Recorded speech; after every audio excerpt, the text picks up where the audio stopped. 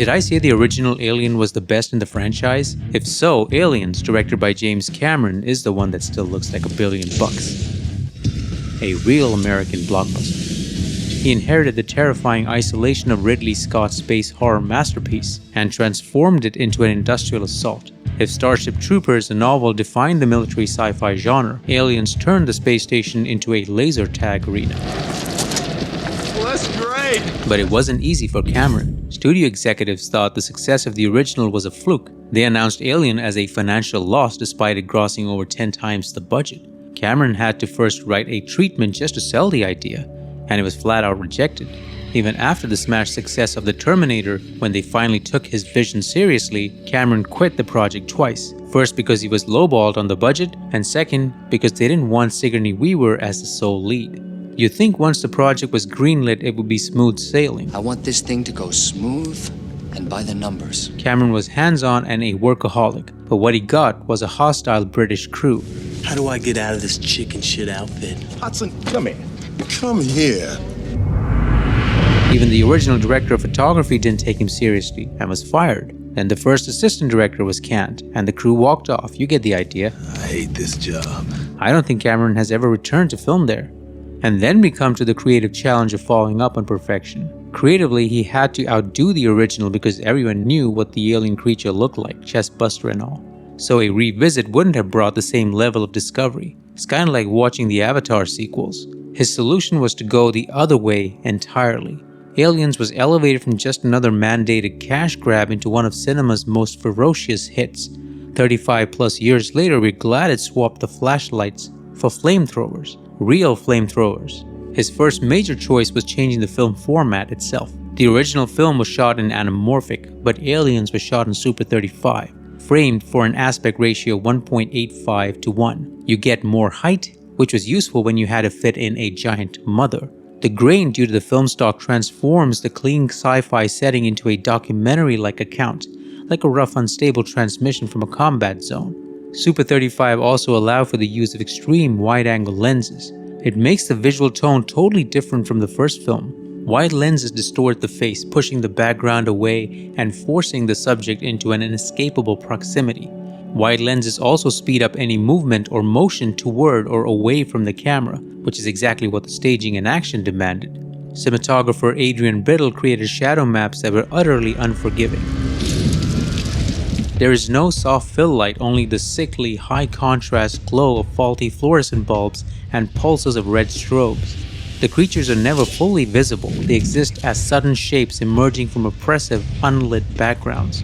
When the pulse rifles stutter, the frantic muzzle flashes create a rapid, disorienting staccato of light, which feels more like an electric malfunction than an illumination.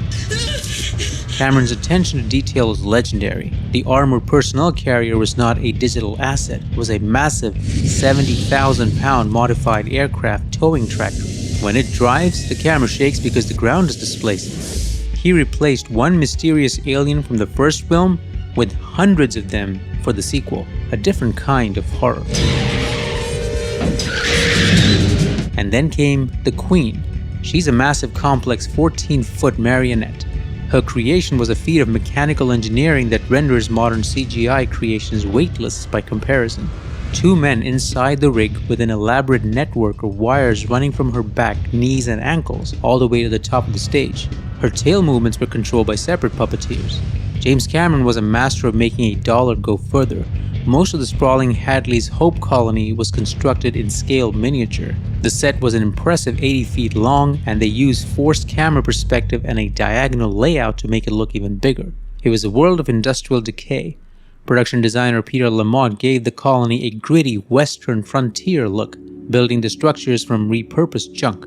To save time on a complicated shot of the Marines entering the hive, Cameron engineered a large, hanging miniature from plywood and styrofoam. He hung the small piece just above the actors' heads, blending it seamlessly into the set without having to build the entire ceiling. The visual effects in Aliens work because you can feel the friction of the plastic, fiberglass, and cotton. The nuclear explosion at the end was created by shining a light bulb through cotton. When you're in the middle of a realistic set with realistic props, the performances tend to show genuine physical hardship. The actors handled heavy modified weapons, moved in stifling environments, and were subjected to Cameron's relentless shooting pace. They had to finish filming in 75 days, and Cameron is known for asking for a lot of retakes.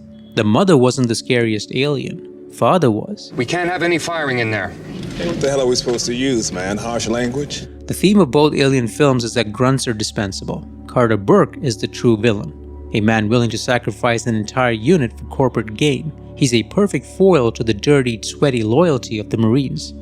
The film's terrifying vision of a future where life is expendable for profit feels less like science fiction and more like the present. The camaraderie of the Marines feels so real because Cameron deliberately filmed their introductions last, after the actors had spent months together. Have you ever been mistaken for a man? No. Have you? And of course there's Ripley, who is a lot tougher than we saw her last. Her rage is real, stemming from a primal maternal instinct cemented by her bond with Newt. The film is edited like a machine by Ray Lovejoy, and if it feels like heavy metal headbanging, it's probably because the studio masterminds wanted to keep the film under 2 hours to get more paying customers through the theaters each day. Composer James Horner was hired late, forcing him to create a score under an incredibly impossible deadline, actually less than half the time he needed. If there's one thing in common between the two films, it's the absence of a traditional heroic theme. Also, Cameron didn't like the music all that much.